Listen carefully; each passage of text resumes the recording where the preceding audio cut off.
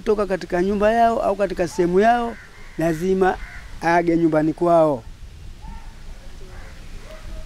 Huyo akielekea Makunduchi sasa hivi atakwenda aga kwao, kwa mama jamaa ninakwenda mahali fulani, lakini je, wazee mwanaambia vipi? Uvuvi ni kazi ya kukamata samaki ndani ya maji na kuwaweka nje yake, lakini pia hufuga samaki na wanyama wengine wa majini. Kusudi lake ni hasa kupata chakula, kitoweo, na watu wengine hufanywa kama biashara kujipatia kipato. Siku hizi pia watu hushiriki uvuvi kama burudani katika utalii na kama sehemu ya michezo. Shaame Faki, mkaazi wa Mtoni, ni mzee mwenye umri wa miaka 50, naye anajishughulisha na kazi ya kuvua samaki. Licha ya kujipatia kipato na kujiendeleza yeye na familia yake, lakini pia kazi yake inampa changamoto ambazo zinazompelekea hata kumtoa uhai wake. Hapa anatusimulia awali mwanzo wa kazi yake ya uvuvi hadi sasa. Naitwa Shaame Faki. Mkazi wa Mtoni. Naweza kusoma. Baada kushamaliza kusoma darasa la 7 kumaliza tu, nikaanza kuingia kwenye kazi yangu ya uvuvi. Nikaanza uvuvi mdogo mdogo, mishipi, nyavu, mpaka nikafikia kuvua nyavu kubwa, tangu ndogo mpaka kubwa. Na mpaka muda huu nimeendelea shughuli kama hiyo, na niko naendelea na kazi kama kawaida. Kitu ambacho kwamba kilichonipa nifike katika uvuvi kutokana na hali ya kuona kwamba huku mafanikio yangu hayakuwa mazuri kwenye kusoma. Kwa hivyo kabidi nirudi kuanzia kwenye kazi yangu ya uvuvi. Nikaona huku kwenye uvuvi mafanikio kidogo yananivutia. Kuvutia mafanikio ikabidi na mimi niendeleze shughuli kama hii. Tangu niko nyumbani huko, nikatoka Pemba huko moja kwa moja, nilifanya kazi hiyo mpaka nikafika hapa. Na nikaona kazi yangu kidogo alhamdulillah imeendelea vizuri. Kwa hivyo ilikuwa ndio kazi kama kawaida na nilisamini. Muda kuja hapa, kutoka kule kuja hapa, nikaona maisha yangu yako fresh kabisa. Ndio ikabidi nibaki hapa kwa kufanya kazi kama hii. Kwa karibu 50 nilifanya kazi ya kuvua. Na nashukuru sana. Alhamdulillah, mambo yalikuwa mazuri.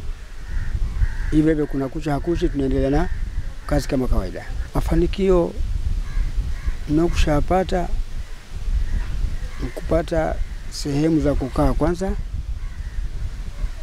na kupata nyumba nikajenga alhamdulillah, na nikapata na watoto nikatulia nao. Na mafanikio yangu makubwa mpaka hapa nimeyapata.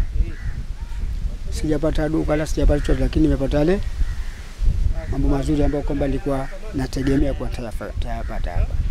Vile vile ni kwamba niwaambia kwamba nataka waendelee na masomo, kutokana kwamba hii kazi ni nzuri, lakini uko ushako pengine huwa ikawa mbaya kutokana na yale maisha vile yanavyokwenda.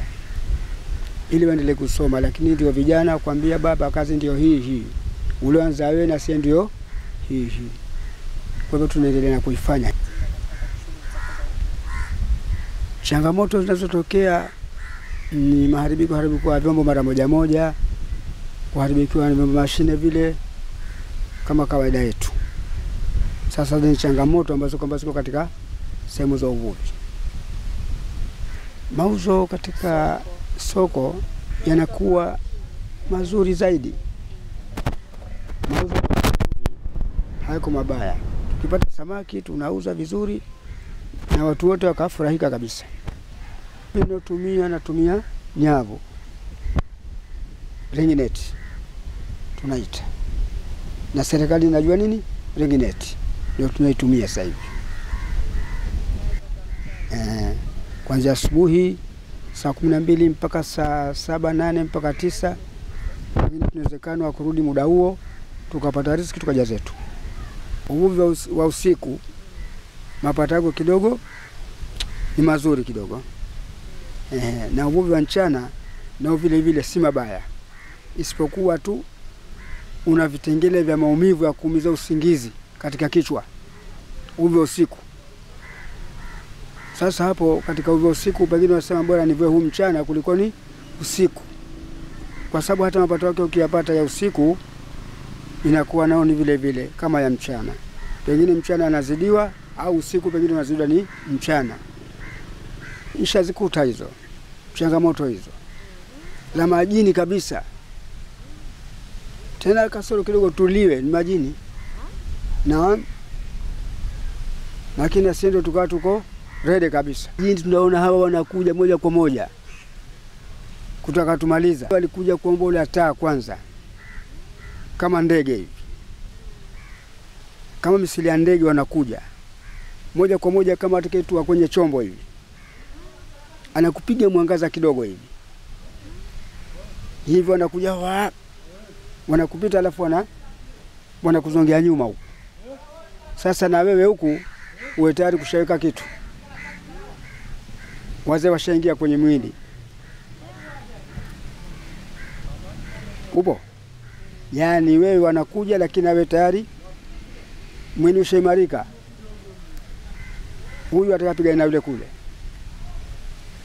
Ukipandisha tayari anakimbia na kwenda hivi. Yeye anafukuzwa ni huyu huku na yeye kule anakuja kutufukuza ili kutumaliza sisi. Sio alikuwa tunaona kula mmoja kaona wake. Na wanatoka kama ndege, kama nyota vile kidogo, wanakuja mpaka kufikia karibu hapo. Lakini akitoka tuna huku tayari wazee wameshakaa. Sasa kwa tunaangalia mambo vipi, nani atazi. Hatari ngome shavuma hii. Hatari inakuja. Na wapo kati hapa hakubali. Hakubali kuliwa. Ndugu yao waliwa haiwezekani. Na si lazima tuwe imara. Kwa sababu tukitoka nyumbani tunatoka. Na kula mmoja anetoka katika nyumba yao au katika sehemu yao lazima age nyumbani kwao. Huyo akielekea Makunduchi sasa hivi atakwenda aga kwao, kwa mama jamaa ninakwenda mahali fulani, lakini je wazee mwanaambia vipi? Fanya hizo ndude hivi hapo ukamwage huyo. Wewe lazima atakwenda kwenye shughuli zetu. Kwa wazee wanakokujua wao hawa. Kama kijana wangu atakuondoka hapa vipi wazee? Nataka mumfuate anakokwenda. Ukiondoka nyumbani lazima kwanza huko wazee watafanya namna gani ili na wewe usiende kufikwa ni mazila. Kwa sababu ukiingia katika nyumba ya mtu ujue kama silaha yako wewe kushaweka. Huwezi kuingia pwani Changani hapa bila kuweka silaha yako. Na hatukutani kwa sababu hatuwaoni na hawafiki katika sehemu zetu. Lakini usiku kweli kweli wanakwenda na wanakuja. Ikiingia tu usiku tayari. Wengine zaona kama nyota inakuja hiyo. Ule sio nyota. Inakuwa ni changamoto ambazo kwamba zipo. Na wengine pale hupata mabahati mbaya ikawa wagonjwa mle katika chombo kutokana na wale mazila wanayokuta pale. Kwa sababu wanakiona tu basi nyozo zisha malizika hapo. Lakini wengine inawezekana kuwa wako ngangari kabisa. Nikiripoti mimi ni Fatma Haji wa VOP TV. Moto subscribe kisha bonyeza alama ya kengele ili kuwa wa kwanza kupata taarifa zetu. Usisahau kulike, kucomment na kushare. VOP Online TV. VOP Online TV.